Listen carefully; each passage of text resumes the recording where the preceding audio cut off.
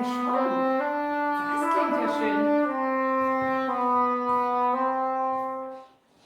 Hallo Henrike. Hallo.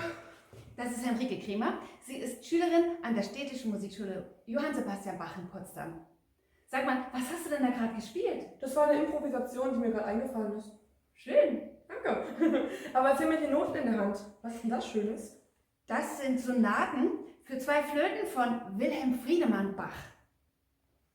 Wollen wir daraus was spielen? Die sind ja eigentlich für 2 Flöten, aber wir könnten das durchaus auch mal mit den Engelschornern probieren. Hier, der zweite Satz ist Laghetto. Sieht doch eigentlich ganz schön aus.